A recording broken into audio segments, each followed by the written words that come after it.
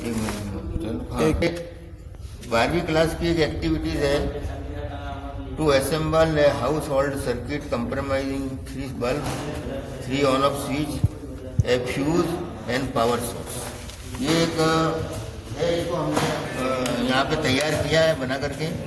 तो हमने फ्यूज की जगह एमसीबी ली है। आजकल एमसीबी का प्रचलन ज़्यादा है, तो फ्यूज की जगह हमने एमसीबी ली है। और ये एमसीबी 6 एम्पियर वाली है। और 3 स्विच लिए हैं, 1 2 और 3 होल्डर लिए, 1 2 3 बल्ब लिए, 1 2 3। ए साइलेंट। तो यहाँ पर हमने फेज के लिए लाल तार लिया है। ये फेज वायर आ रहा है, फेज वायर, ये न्यूट्रल तार है।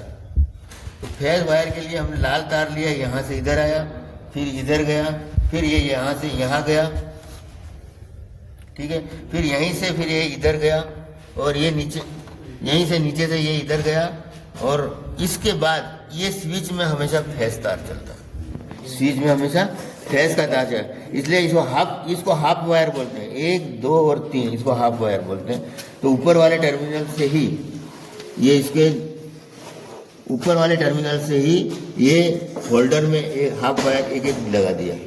तो ये तो फेज का डायग्राम क्लियर हो गया। फेज तार कैसे चल रहा है, ये आया एमसीबी से गया, एमसीबी से होते हुए स्विच में आया, और तीनों स्विच में नीचे जो नीचे वाले टर्मिनल रहते हैं उससे हमने डायरेक्ट लूप बनाते हुए तीनों स्विच लगा दिए, और ऊपर हमने हाफ वायर होल्डर को दे दिए।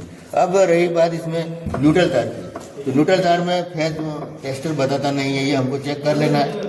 तो ये न्यूट्रल तार ब्लू कलर का है, ये होल्डर के अंदर आया, और इसी होल्डर से वापिस लेकर के इस होल्डर को दिया, और इसी से लेकर के इस होल्डर को दिया। तो अब ये आपका सर्किट कंप्लीट हो गया है।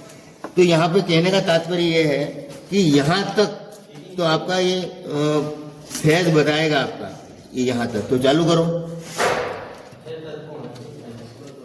स्विच भी चालू कर दो। तो ये देखो यहाँ तक फेज तार आपका बताएगा। ये इसमें इंडिकेशन इसलिए नहीं आएगा क्योंकि ये बल्ब बंद करना, बंद कर दो, बल्ब निकाल दो।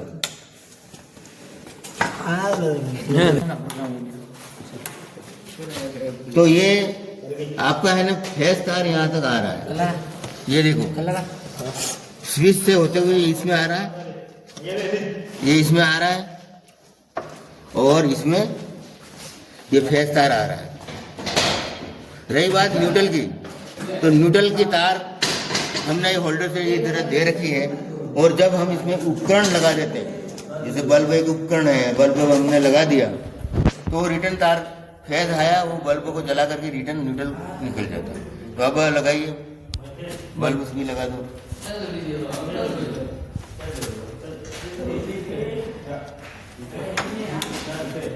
कपड़े बड़ी रहने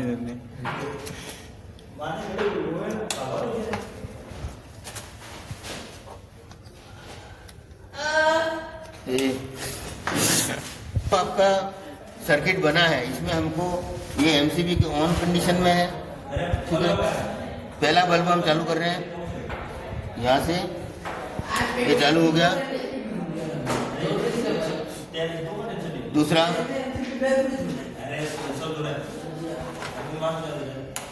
तीसरा, ये तीनों बल्ब चालू हो गए, और ये एमसीबी को बंद कर दे, तीनों लाइन कर दे। एमसीबी का काम है, यदि इसमें कहीं शॉर्ट सर्किट हो जाए, फेज और न्यूट्रल के तार आपस में मिल जाए, तो ये एमसीबी ऑटोमेटिक ट्रिप हो जाएगी और सर्किट को बचा लेगी। इस तरह से इसका सर्किट डायग्राम मैं बोर्ड पे बनाऊंगा अभी, तो आप इसमें वो समझ में आ गया होगा अच्छे से, ठीक है।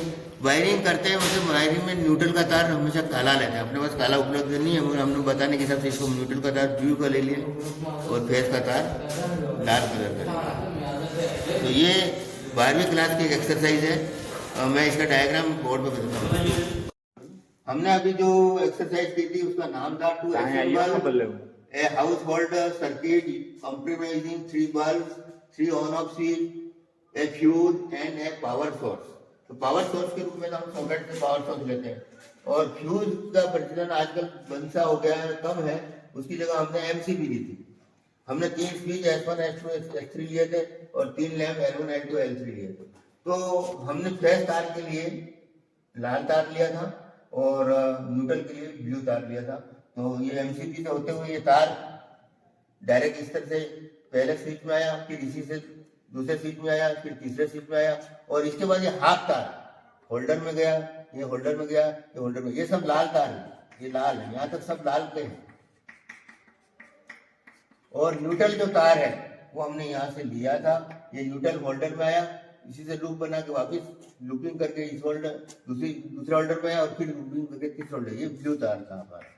ठीक है, वैसे जनरली हम ब्लैक तार लेते न्यूट्रल में। तो ये सर्किट है पूरा, और इसको हमने पूरे अच्छे से समझाने की कोशिश। स्विच भी लगाते हैं तो बोर्ड के ऊपर तो जहाँ पे कंपनी का नाम लिखा रहता है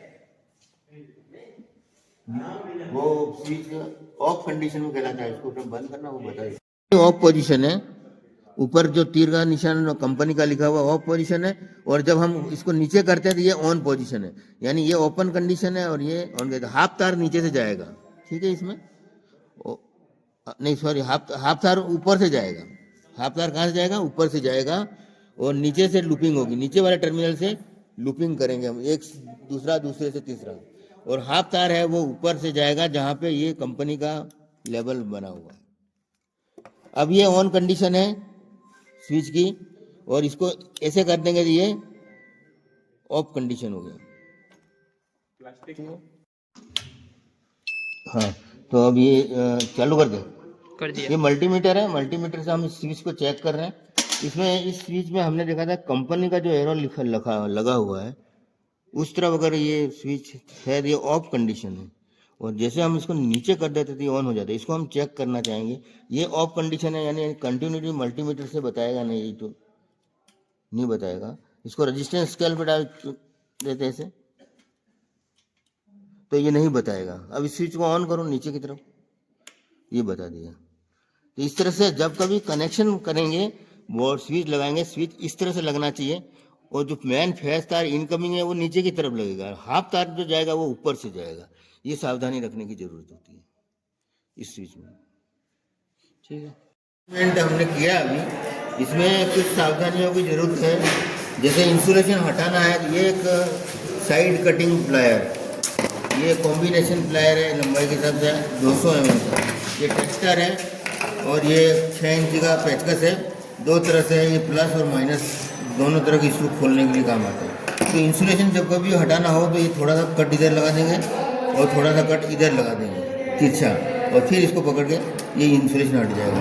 अब उसके बाद जब कनेक्शन करना है तो ऐसा नहीं कि ये इसके ऊपर हमको कनेक्शन करना है, तो यू शॉप में इसको लगा देंगे, यू शॉप बना करके इसको इसमें लगा देंगे, और मिल गया। इसके बाद इसको टाइट करेंगे तो ये इसका जो इंसुलेशन अंदर तक आना चाहिए।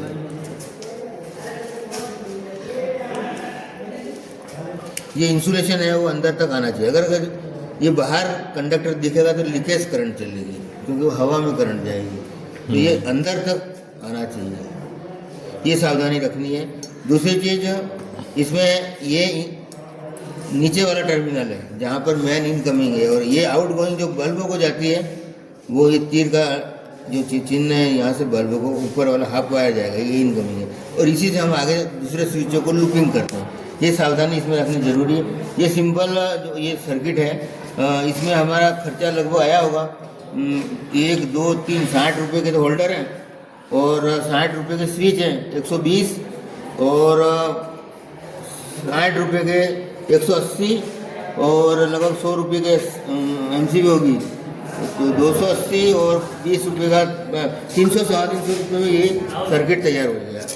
आजकल इसकी जगह पे क्या है कि मार्केट में अब मॉड्यूलर फिटिंग आ गई है, उसमें डायरेक्टली खांचे कटे हुए बोर्ड तैयार मिलते हैं, उसमें हम स्विच को डाल देते हैं और फिर कनेक्शन कर देते हैं। तो ये इसका हमने एस्टिमेटिंग कॉस्टिंग भी बता दिया कि एवरेज ये 300 रुपये 350 रुपये में सर्किट तैयार हो गया, और ये 12वीं की एक्सरसाइज है, सभी 12वीं के लड़कों के लिए उपयोगी है। और इसमें क्या सावधानी रखनी चाहिए ये बता दिया, कनेक्शन कैसे करने चाहिए, इंसुलेशन कैसे हटाते हैं, क्या औजार काम में लिए ये आपने। और ये एमसीबी जो है उसकी जगह फ्यूज़ भी लगाते हैं, वो किटकैट फ्यूज़ लाना उधर से बंद करना। तो ये एमसीबी की जगह इसका किटकैट फ्यूज़ पहले हम लगा देते हैं। आजकल इसमें दो ये कैट है और इसके ऊपर किट लगता है और यह पतला फ्यूज़ बांध देते हैं, ये किटकैट फ्यूज़। मगर आजकल एमसीबी ज़्यादा प्रचलन में है तो हम एमसीबी का उपयोग करते हैं। ये फ्यूज़ इस तरह का इसको किटकैट, और इसके साथ ही ये बैटन होल्डर है, ये पेंडेंट होल्डर, इधर ये पेंडेंट होल्डर है, ये पेंडेंट है, ये बैटन होल्डर है। और ये लैंपों की जगह आजकल वो एलईडी लैंप ज़्यादा आ गए, उसका उपयोग तो ये बल्ब तो एक्सपेरिमेंटली उपयोग होता है। एलईडी बल्ब 15 वाट, 20 वाट, 14 वाट इस तरह के आते हैं, तो उसको टेस्ट कर सकते हैं। तो ये उपयोगी रहेगा पूरे ऑल ओवर इंडिया में। मानता हूँ कि 12वीं के लड़कों के लिए ये हमारे ITI के लड़कों ने मिलकर के हमने जो प्रयास किया है वो सभी लड़कों को फायदेमंद रहेगा। धन्यवाद।